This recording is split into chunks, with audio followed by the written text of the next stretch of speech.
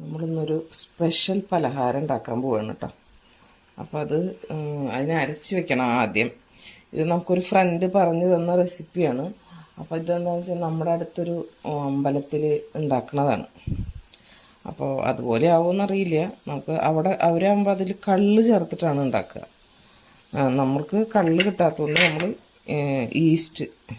East ചൂടുവെള്ളത്തിലും ശകലം പഞ്ചസാര ഇട്ടിട്ട് പൊങ്ങാൻ വെച്ചിട്ട് ഒരു 10 മിനിറ്റായി. ഇപ്പോൾ ഇത് പൊങ്ങി വന്നിട്ടുണ്ട് ഈസ്റ്റ്. അപ്പോൾ അത് ചേർക്കാം കള്ളിന് പകരം.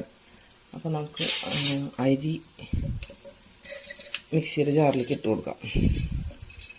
അരി നന്നായി അരച്ചെടുക്കണം. ഇതിലത്തെ കൂട്ടുകളൊരു പ്രത്യേകതയുണ്ട്, അതാണ് അതിൻ്റെ കാര്യം. ചെറിയ ഉള്ളി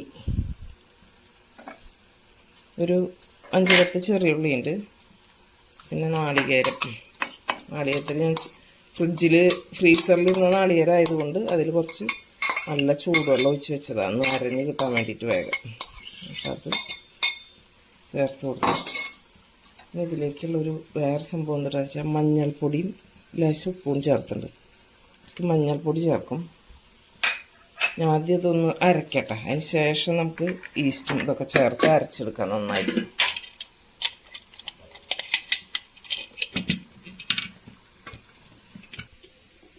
നമ്മളൊന്ന് തിരിച്ചെടുത്തിട്ടുണ്ട്. അതിലേക്ക് നമുക്ക് ഈസ്റ്റ് ചേർക്കാം.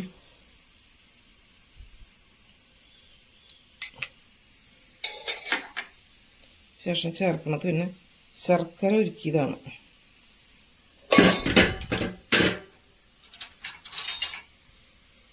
ശർക്കര ഉരുക്കി നമ്മൾ അരിച്ച് ഫ്രിഡ്ജിൽ സൂക്ഷിക്കുന്നതാണ്.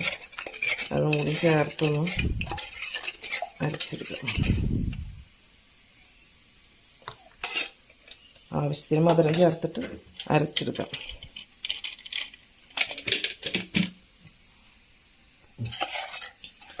നമ്മുടെ മാവിൽ ഇത്തിരി മധുരം കുറവുണ്ട്. അപ്പോൾ നമുക്ക് കുറച്ചും കൂടി, എന്നാലും ഇത് വെള്ളം കൂടാനും പാടില്ല. ഉരുക്കി വെച്ചതാണല്ലോ, ഉരുക്കി അരിച്ച് വെച്ചതാണ് കേട്ടോ. അപ്പോൾ ഫ്രിഡ്ജിലിരുന്നത് കൊണ്ടാണ് അതിൻ്റെ അടിഭാഗത്ത് അങ്ങനെ ഒരു കട്ടിയായിട്ട് വന്നത്. ഒന്നുകൂടി അരച്ചെടുക്കാം. നമ്മളിത് ഏലക്കപ്പൊടി ഒന്നും ചേർത്തിട്ടില്ല കേട്ടോ. ജീരകം, ഉള്ളി, മഞ്ഞൾപ്പൊടി, നാളികേരം. നമ്മൾ ജീരകം ചേർക്കാൻ മറന്നുപോയി. ജീരകം ഉണ്ട് ഇതിൽ, ഈ കൂട്ടിൽ. അപ്പോൾ കുറച്ച് ജീരകം കൂടി ചേർത്തിട്ടുണ്ട്. ഒന്നും കൂടി അരച്ചെടുക്കാം. മാവൊക്കെ നന്നായി അരച്ചെടുത്തിട്ടുണ്ട്. മാവ് ഇതേ പരുവത്തിലാണ് കേട്ടോ. നമുക്കിതൊന്ന് റെസ്റ്റ് ചെയ്യാൻ വയ്ക്കാം.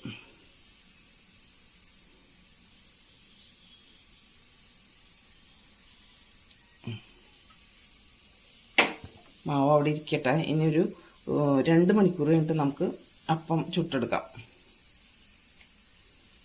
നമ്മുടെ മാവ് കൂട്ടി വെച്ചിട്ട് ഒരു 2 മണിക്കൂറായിപ്പോൾ നമുക്കത് ഉണ്ടാക്കാം. എന്താ ഒരുപാട് പൊങ്ങിയൊന്നും വന്നിട്ടില്ല. ചിലപ്പോൾ 1 മണിക്കൂർ കൂടിയൊക്കെ ഇരുന്നാൽ കുറച്ചും കൂടി ഇങ്ങ് പൊങ്ങി വരും. അപ്പോൾ ഇനി നമുക്കത് ഉണ്ടാക്കാം.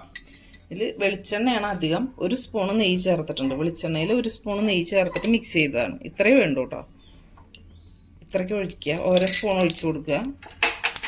എന്നിട്ട് നമ്മൾ ഈ മാവിൻ്റെ ഒരു സ്പൂൺ നിറയെ എടുക്കണ്ട, കുറച്ച്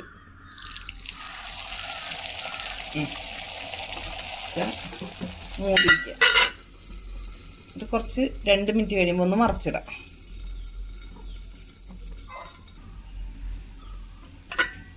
ഒരു 2 മിനിറ്റ് ആയിട്ടുണ്ട്. നമുക്ക് പലഹാരം ഒന്ന് മറിച്ചിട്ട് കൊടുക്കാം.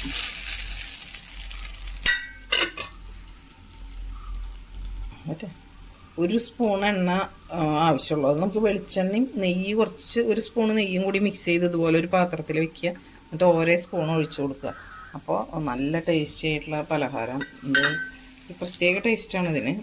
നമുക്ക് അങ്ങനെ ഉണ്ടാക്കിയിട്ട് ഒന്നും കൂടി ആവണം. മറ്റേ പറ അതുകൊണ്ട് ഇതുപോലെ മറ്റേ സൈഡും കൂടി ഒന്ന് മുരിച്ചിട്ടെടുക്കാം.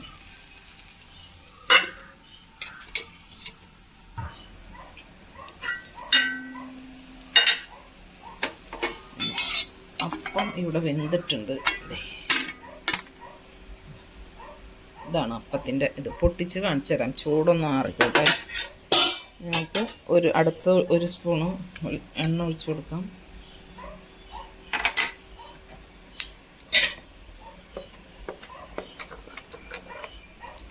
മാവ് നല്ലപോലെ ഇളക്കിയിട്ട് ഒഴിച്ച് കൊടുക്കാം, മൂടി വയ്ക്കാം. അപ്പത്തിൻ്റെ മറ്റേ സൈഡൊന്ന് മറിച്ചിട്ട് കൊടുക്കാം. ആ സൈഡും കൂടി ഒന്ന് മൊരിഞ്ഞ് കഴിഞ്ഞാൽ നമുക്ക് എടുക്കാം. നമ്മളിത് ഇത്രയ്ക്ക് എണ്ണ ഉണ്ടാക്കി വെച്ചിട്ടുണ്ട്. നല്ല ടേസ്റ്റി ആയിട്ടുള്ള ഒരു അപ്പമാണ്. കുട്ടികൾക്കൊക്കെ എന്തായാലും ഇഷ്ടപ്പെടും. ഈ വെക്കേഷൻ സമയത്തൊക്കെ നമുക്ക് ഉണ്ടാക്കി കൊടുക്കാൻ പറ്റിയ ഒരു പലഹാരമാണ്.